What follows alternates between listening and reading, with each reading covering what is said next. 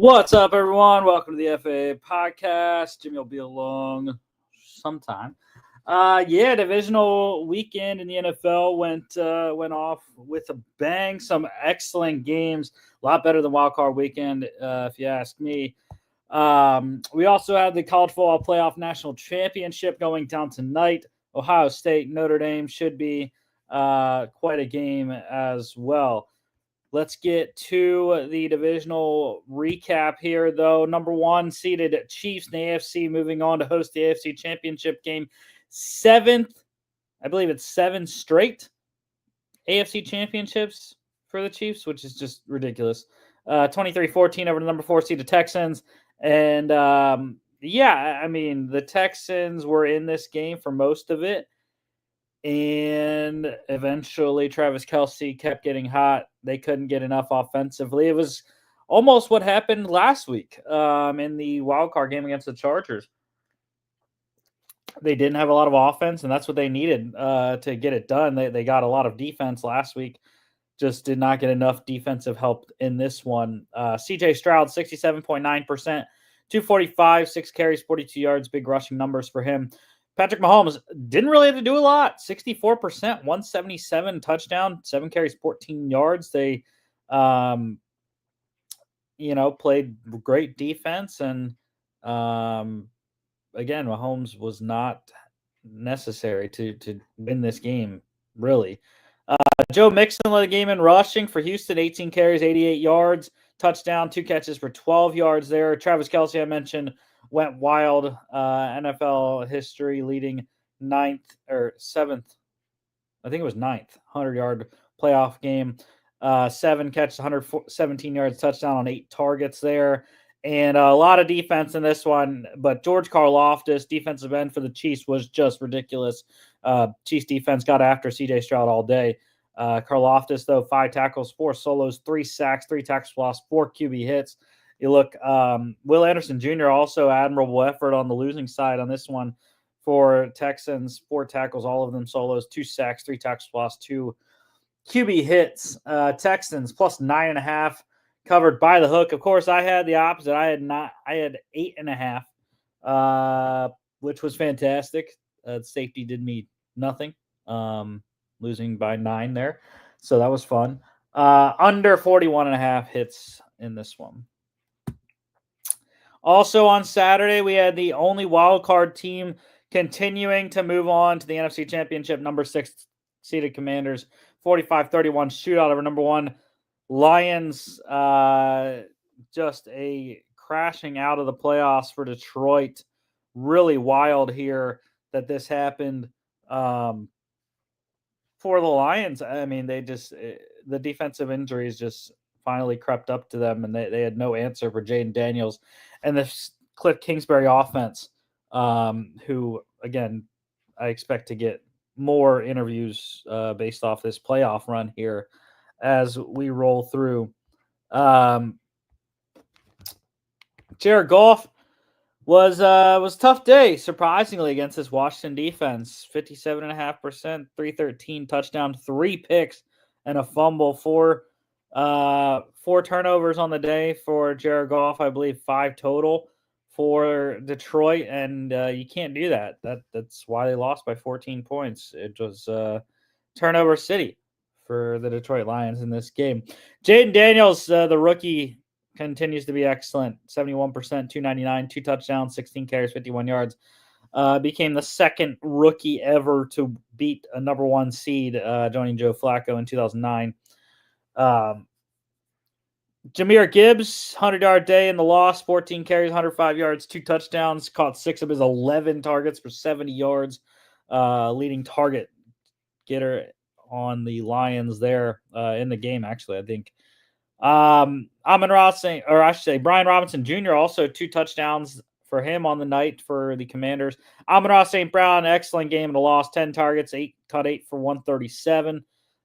Zach Ertz continues his magical run with Washington right now. And Jameson Williams, 61-yard rushing touchdown in this one. Just 1 catch for 19 yards on 4 targets. Did throw an interception, adding to the Detroit turnover total there on a trick play. Defensively, it's the touchdown scorer, Quan Martin. Quan Martin and Dorrance Armstrong, the two Washington defenders there. Safety Quan Martin for Washington, 3 tackles, 2 solos, pass defense, and a 40-yard pick six. And Dorrance Armstrong in the backfield all day, 3 tackles, all of them solos, 2 sacks, 2 tackles for loss, 2 QB hits, and a pick himself. And the rookie, I will add a third player in here. It's a ridiculous game for defense. Rookie corner Mike Sanderstill out of Michigan, 2nd-round pick, 5 tackles, 4 solos, 2 pass defense, 2 picks for the Washington defense. And having an excellent playoff run is the rookie corner there, Mikey Sanderstill. What up, Jimmy? What up? I'm glad I joined in my favorite part, making fun of the Lions. Yeah, did you have anything on the Chiefs game there? I already went through that one.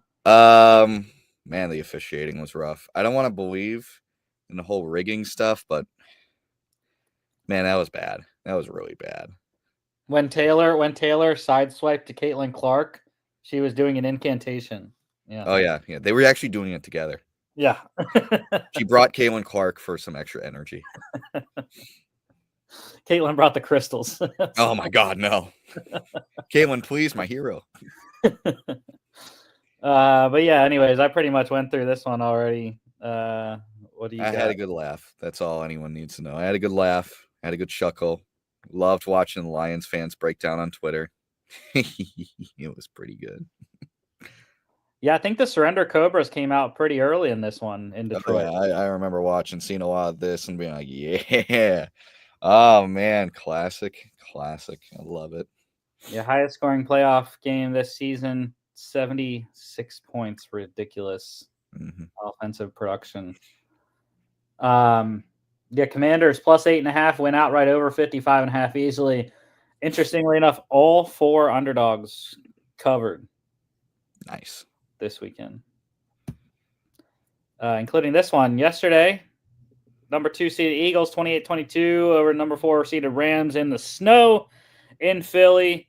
I mean, go Birds. It was awesome. Watch Saquon running through everyone. Jalen Hurts got banged up in this one, and again, a lot of people are making a big deal about Jalen and the passing game not being a big factor the 2 playoff games so far. But why does it matter? If they're winning, they're winning, right? Like, they have the best player in the NFL right now in Saquon Barkley. So sure, critique them all you want, but it's working apparently. And Vic Fangio, man, this defense is lights out. I mean, Jalen Carter, the secondary's balling out when they need to. Darius Slay had an excellent game in this one against his old teammate, Matthew Stafford. And I've been impressed. Cooper DeJean had a couple great plays as well defensively. Sucks that Quinyon got hurt, but sounds like he's going to be okay for next week. That's good. Yeah. You don't want to bag on a former Lion there? Matthew Stafford? Nah, I love Stafford. Man. I hate Lions fans that poop on Stafford because he correctly called out Kirby Joseph for being a dirty piece of shit. I mean, like, I'm sorry, disrespecting your best quarterback in franchise history just because the team sucked the entire time he was here is not a good look for Lions fans.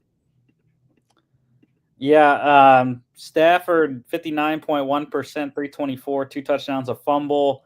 Jalen Hurts, I mean, he was efficient. Like, I don't know what the issue there. 75%, only 128 yards, I understand, but 7 carries, 70 yards, and a rushing touchdown, including the opening 44-yard score there. Mentioned Saquon, Eagles playoff record there. I think it was the 5th most ever in a playoff game in NFL history. 26 carries, 205 yards, 2 touchdowns, 4 catches, 29 yards. The Eagles, as a team, because of the 3 explosive touchdown runs that they had, they averaged, I believe it was like 8.9 yards per carry in this game. 8.4. And Saquon was pissed after the game because he promised his O-line 300 rushing. They had 285 as a team. 8.4 yards per carry, 3 rushing touchdowns. Just complete dominance on the ground. And it was funny, too, because the Rams did what they wanted to do defensively, keeping a lot of 2 safety looks to stop the explosives, but the Eagles got 3 on them. Mm-hmm. Kyron Williams also went over 100 in this one. 19 carries, 106 yards. Did have a fumble, and it was deja vu for the Rams. They mentioned it. Who was on this one? Mike Tirico, Chris Collinsworth, NBC, right? Yeah, they mentioned it. The first matchup this season, the game swung on a Kyron Williams fumble. And the same thing here. The Rams had gotten a stop. Eagles punted the ball down in there. And then Jalen Carter punches us out. And I loved that Isaiah Rodgers was the guy that ended up recovering that fumble and running it back for return yards there, because I posted on X that Isaiah Rodgers getting burned all day, because he was having a horrible game. But I think after he recovered that fumble, I don't know, he had a couple pass breakups after that and kind of found some confidence. But yeah, the Rams, got to give them credit keeping them in it, because the turnovers could have really blown this thing open. And I know multiple people have told me, Jimmy, not just was it you or John in the chat, said I almost jinxed it. No, there was never a belief that the jinx was going to happen when I said Saquon sent us to the NFC Championship game. Nope, never a jinx. Never thought it was going to happen. I had total confidence the Eagles were going to win the game, being up 2 scores. Yeah, Puka, he led the game in receiving, and they really couldn't get him going. I know it sounds kind of weird. 14 targets, though, only caught 6. Did have 97 yards, including a ridiculous catch that I don't know how Darius Slay didn't get the ball, but whatever, didn't matter. Tyler Higbee also double-digit targets, 10, caught 754 and a touchdown there. Defensively, I mean, I'm going with the winning team there. Eagles defense tackle Jalen Carter, monster. 5 tackles, 3 solos, 2 sacks, 2 tackles for loss, pass defense, 3 QB hits there. I know you want to go with Jared Verse. No, I don't.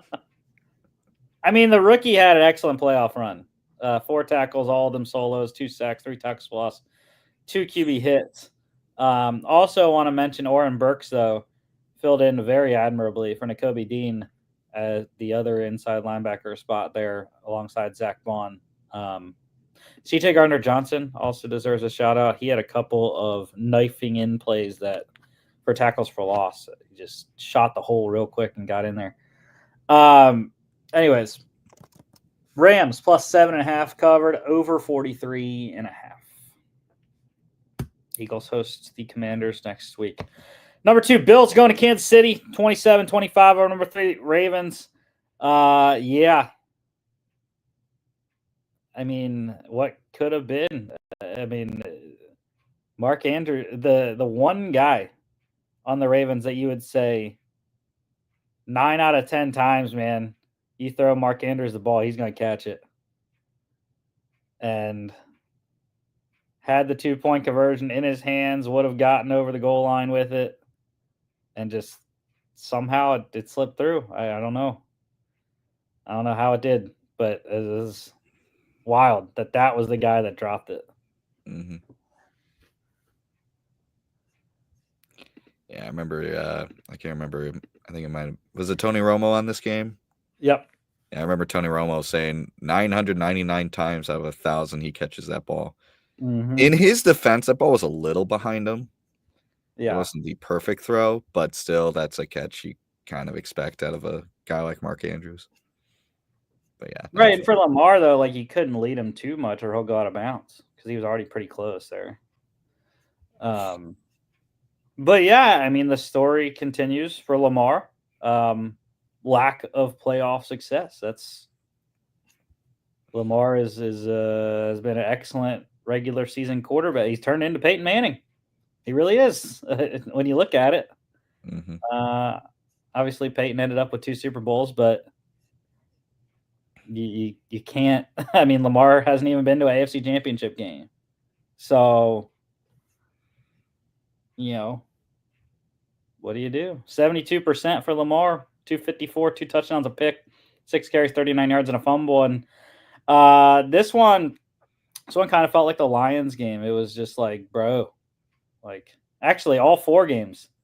When you look at it this week, I saw an interesting graphic today on X. The losing team in all 4 of the games led in total yards. Yeah, that was a wild stat. But they all lost the turnover battle. The Texans, the Rams, the Ravens, and the Lions all lost the turnover battle, and that's why they lost the game. So yeah, it was no different in this one. Lamar, I don't really know how he ended up doing either of his turnovers. The interception was uncalled for. He literally just threw it up, and it wasn't even close to Rashad Bateman on the sideline. And Romo and Nance said about Matt Milano got some pressure. I didn't think Milano was that close to affect the throw that much. And the fumble again, I thought was very uncalled for Lamar. Like I don't understand what he was doing. Just go down. Like you're not gonna make anything happen with 3 Buffalo Bills around you and 1 around your legs. Like it's just not going to work. Like just take the loss. Mm-hmm. So yeah, again, I've been a Lamar detractor from day one, man. He's won 2 MVPs, might win a 3rd one. Doesn't matter. Does not matter. You are judged by your playoff success. That's why Eli Manning is going to be a Hall of Famer. Mm-hmm. Eventually. Maybe not this year. I don't know. Some people want him in this year, but anyways. Yeah, Josh Allen, kind of like Patrick Mahomes, he didn't have to do a lot in this game. 72.7%, 127, 10 carries, 20 yards, 2 rushing touchdowns there. But yeah, they leaned on the defense. The ground game was decent from James Cook, just under 4 yards per carry there. Ray Davis was excellent in the ground game. Derrick Henry led the game in rushing, though, 84 yards, 16 carries, and a touchdown. I guess that's as good as you could ask for the Buffalo Bills defense, holding them under 85 yards, even though 5.3 yards per carry. And I think Romo was onto something at halftime, or maybe it was one of the guys in the studio. They said it's more about touches than production for Derrick Henry, and I don't know. 16 doesn't seem like it was enough. I don't know how many he got in the wild card game. I think he got 20 or 22 carries. Mm-hmm. But you also look at, they mentioned it when it happened, but one of the key plays of the game, right? Derrick Henry, 26 he got against Pittsburgh last week, 26 carries. Mm-hmm. But yeah, one of the key plays, I mean, early in the game, Derrick Henry's wide open, and Lamar short arms him the ball. Mm-hmm. And we know Derrick Henry's not. I mean, he can catch the ball, but he's not, an elite hands catcher. So Lamar short arming the ball, and that might have been his touchdown. I didn't think there was anyone around him. Mm-hmm. Even if there was, he would run through whoever it was. Anyways. Fair enough. A little 180-pound defensive back coming at him. But yeah, I mean, that was one of the key plays that could have changed this game. And Lamar, once again, didn't get the ball where he needed it to make the play. Yeah, Isaiah Likely, tight end for the Ravens, led the game in receiving. Caught 4 of his 5 targets, 73 yards, a touchdown. That one was the one right before the 2-point attempt. Defensively, there really wasn't a lot of stats. I'm going to go with Bills safety DeMar Hamlin, though. 8 tackles, 5 solos, sack, 2 tackles lost, QB hit. Got to mention Von Miller. Doesn't play a lot anymore, but made a key play, recovering Lamar's fumble, returning it for a good chunky yards as well. Bills plus 1.5 went outright, over 51.5. Chiefs, Bills, number 1, number 2. Eagles, Commanders, number 2, number 6 next weekend. All right, college football news. Texas, they have signed head coach Steve Sarkisian a new 7-year contract. Adds 1 year onto his current deal. Makes him one of the highest paid coaches in college football. I don't know. I didn't look the salary up, but doesn't matter. It's a lot. It's a lot of money. Mm-hmm. Transfer portal, Temple running back Antoine Littleton. He has committed to Rhode Island, also former Maryland Terp as well. Iowa quarterback Cade McNamara going to East Tennessee State there. So, again, I think it's always very intriguing to watch these guys and, like, they're transferring multiple places, and it's like, bro, I don't understand going down. I mean, I do. Playing time and potential to win. Playing time being the number one thing. But I feel like it's like that's a big emotional pill to swallow, like going down to the FCS versus the FBS, you know. Especially when you've been at, you know, marquee Big Ten schools like Michigan and Iowa, you know. Littleton's a different example. He's went down every place he's been, Maryland to Temple to Rhode Island. So, but he was productive at Maryland. Just Temple is really bad. Duke running back Star Thomas, he is committed to Tennessee, so possibly filling in the shoes of Dylan Sampson next year. Sampson had a great year for Tennessee. Star Thomas could be that type of guy next season. Penn State wide receiver Harrison Wallace, he is committed to Ole Miss. And Texas tight end Amari Niblack has committed to Texas A&M. Only 5 catches for Texas this year. Had 20 and 5 touchdowns for Alabama in 2023.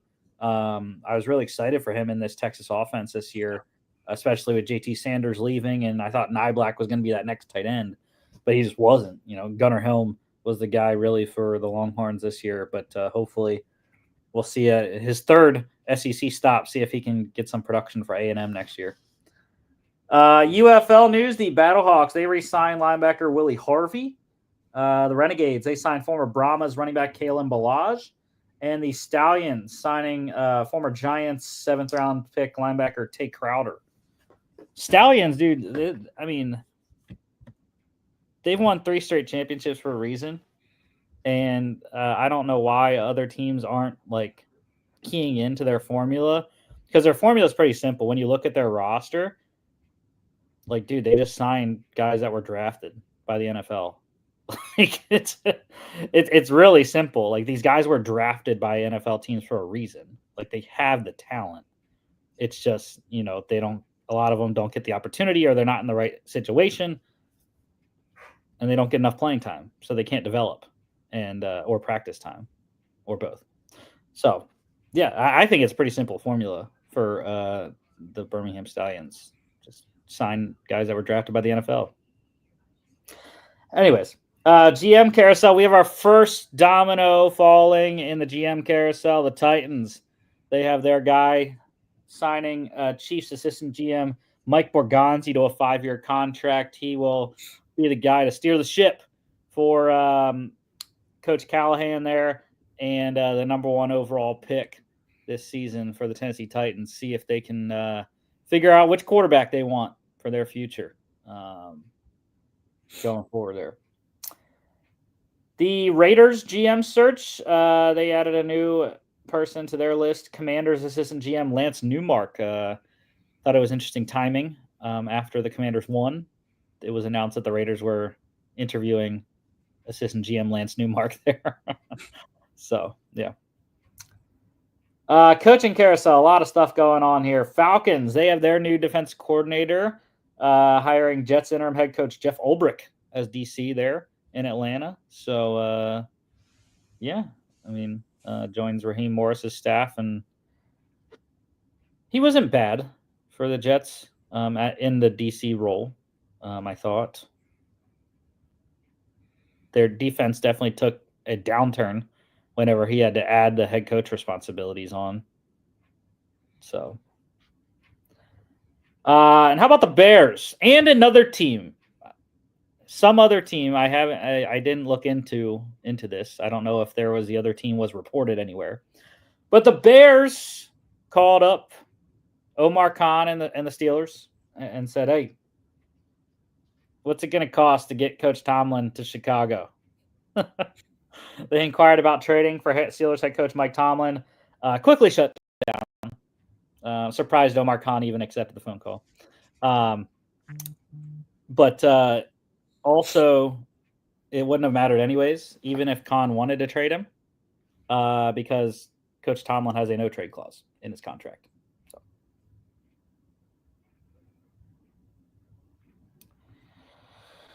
So. Jets head coach search. They're interviewing Packers defense coordinator Jeff Hafley, Vikings quarterbacks coach Josh McCown, Commanders defense coordinator Joe Witt Jr. That was another one. That was interesting timing. That interview got announced after they won, after they beat the Lions. To be honest, though, they did give up 31 points. Just saying. The defense was good. It was enough to win, but still gave up 31 points. And they also interviewed the Lions defense coordinator Aaron Glenn. That's his second interview. That one's in person as well. Raiders. Oh, he's got a lot more free time. That's why. Raiders. They interviewed former Commanders head coach Ron Rivera.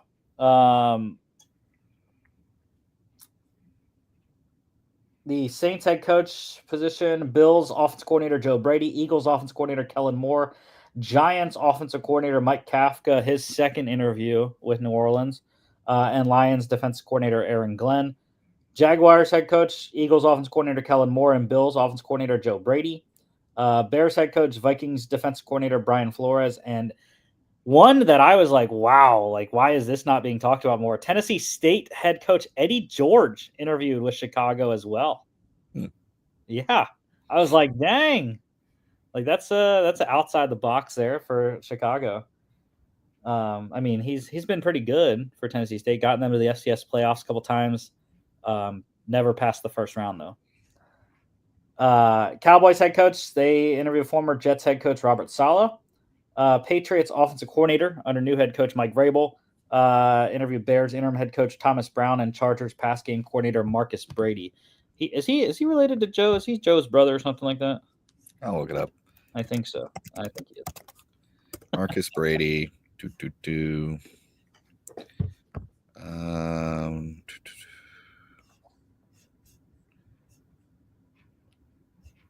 Let's not say anything. Come on. Show me something. Damn, it doesn't show anything. Oh, well. Anyways, the Adam Schefter just tweeted out the Jets are interviewing Commanders assistant GM Lance Newmark as well for their GM's opening. Apparently, that's his second interview with the Jets. I don't think I remembered seeing the first one, but okay. Oh,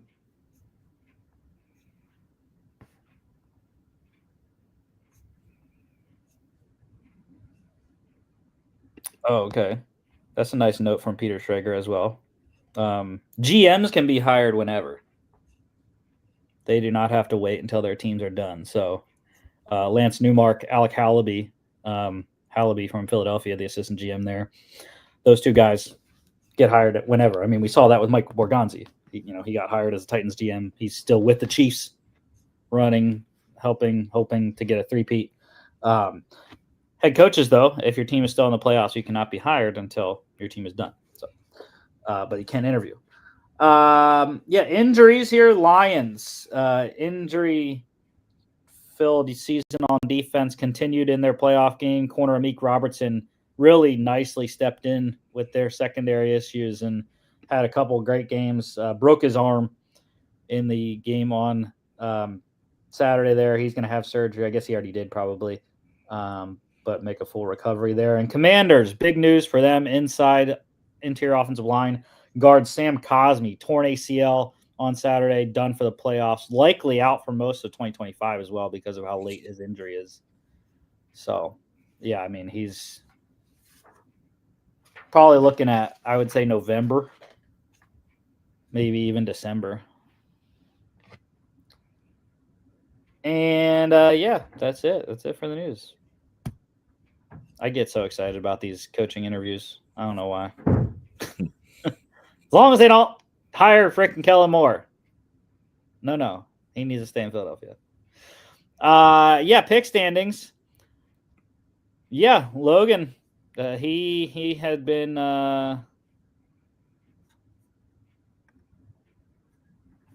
riding Notre Dame the last two games that we've picked against Georgia and Penn State.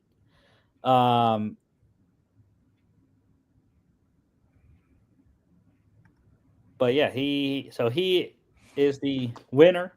He already locked it up. And actually, I originally had you over Jimmy, but then I added a decimal point because I had it rounding up to the next whole number for winning percentage, and you were both at 67%, and I just put you over him because you had more wins. But when I added the 10th place there, you actually went down to 66.7%. John's at 67.4%. So I believe if you win today, you will be able to finish second. But I'm not 100% sure. I do know. I am 100% sure, though, if you lose, that you will finish third place. Yeah, that's fair. But yeah, like I said, Logan got Notre Dame right over Penn State, over Penn State last week, or last time we picked on this show here. Yeah, college football playoff national championship presented by AT&T tonight. Number 8 Ohio State, 8.5-point favorites. Number 7 Notre Dame. I mean, what did you expect? Like,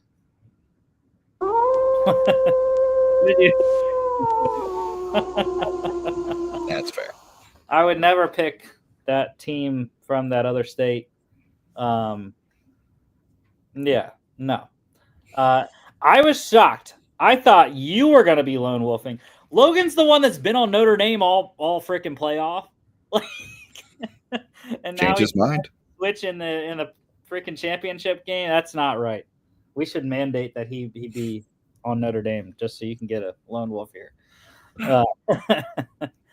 Anyways, to be honest, these teams haven't played in 2 weeks, so like I totally forgot like how they look, but Notre Dame, this is the best defense Ohio State's gonna play this year, and they've shut everyone down. And I think if Notre Dame shuts down, which they really didn't against Penn State, they really didn't shut the running game down, but they did enough defensively to win. If they shut Quinshon Judkins, Travion Henderson down, I know Will Howard's having a great playoff. I don't think he can beat them. I'm going to disagree. I think it's just the statement that you just said kind of proves my point. They have to stop Judkins and Travion Henderson, two of the most consistent running backs in college football. And I mean, Travion Henderson, when he's not getting stupid penalties on him, is an absolute beast on the field. I think for me, what I said during the game against Texas still holds up about Ohio State. I think the only way they really lose is if they beat themselves, if they take stupid penalties, if they make bad decisions, if they blow coverages.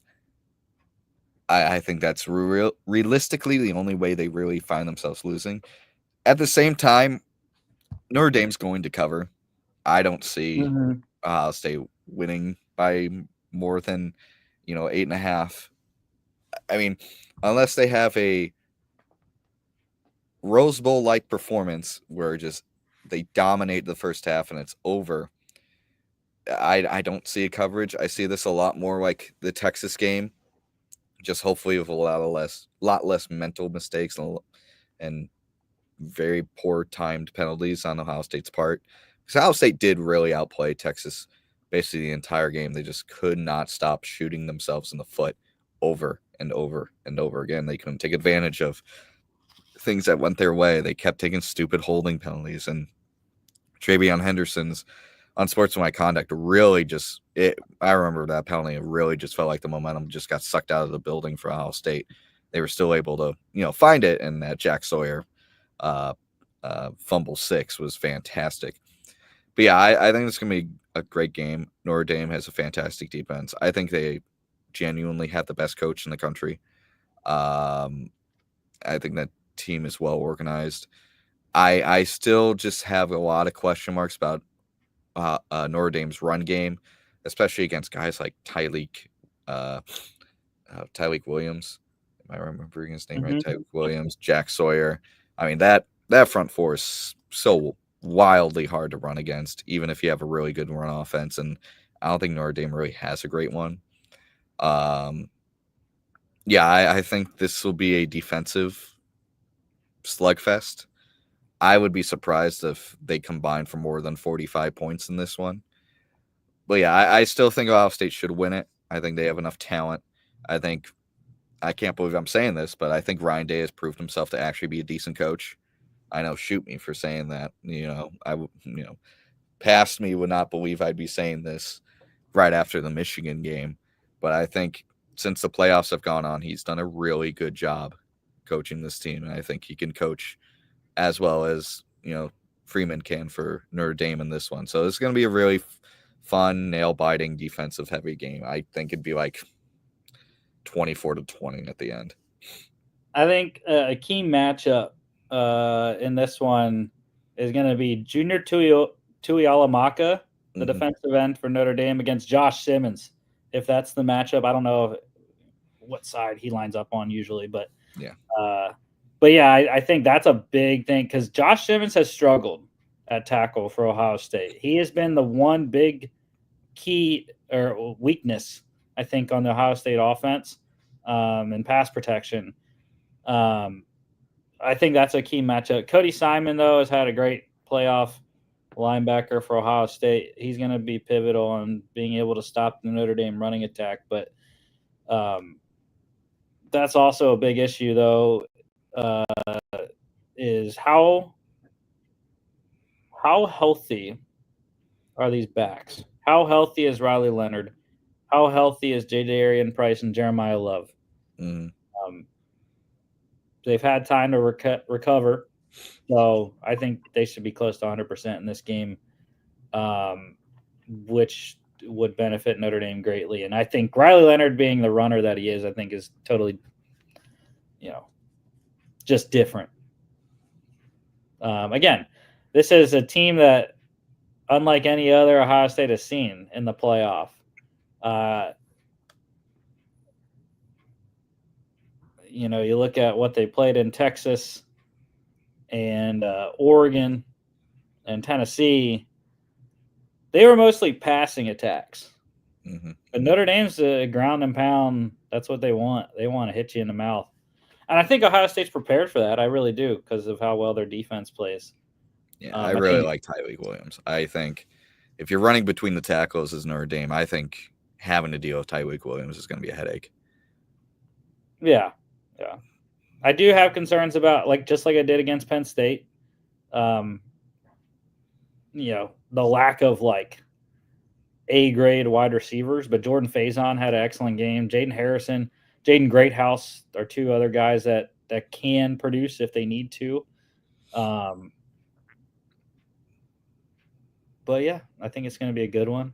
I'm just like you, plus 8.5 on Notre Dame. There's no reason this shouldn't be a one-score game with how good defensively these two teams are. So 45.5 here.